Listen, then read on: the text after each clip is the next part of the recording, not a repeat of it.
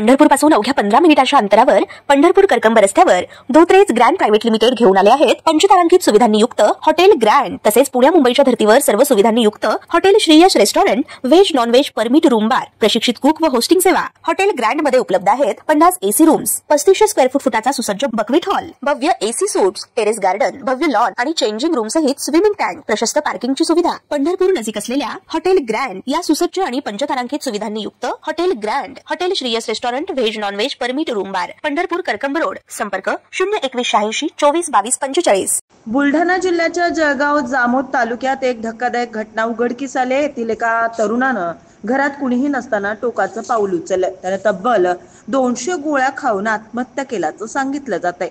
या प्रकरणी नांदुरा पोलीस ठाण्यात आकस्मिक मृत्यूची नोंद करण्यात आली आहे।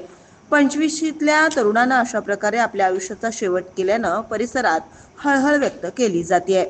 पवन गव्हाळे असं आत्महत्या करणाऱ्या तरुणाचं नाव आहे। तो बुलढाण्याच्या जळगाव जामोद तालुक्यातील धानोरा महासिद्ध येथील रहिवासी होता। घटनेच्या दिवशी त्यानं घरात कुणीच नसताना रक्तदाब नियंत्रित करण्याच्या 200 गोळ्या खाल्ल्या। त्यानंतर त्याची प्रकृती बिघडली। ज्यावेळी त्याचे कुटुंबीय पुन्हा घरी आले तेव्हा तरुणाची परिस्थिती पाहून त्यांच्या पायाखालची जमीनच हादरली। घरच्यांनी त्याला तातडीनं नांदुरा येथील एका खासगी रुग्णालयात दाखल केलं, मात्र उपचारादरम्यान पवनने अखेरचा श्वास घेतला। या प्रकरणी नांदुरा पोलिसांनी आकस्मिक मृत्यूची नोंद केली आहे। पवननं इतकं टोकाचं पाऊल नेमकं का उचललं याची अधिकृत माहिती अद्याप समोर आली नाही। शिवाय घटनास्थळी सुसाईड नोटही सापडली नाही, त्यामुळे त्यानं आत्महत्या का केली याचं गूढ निर्माण झालंय।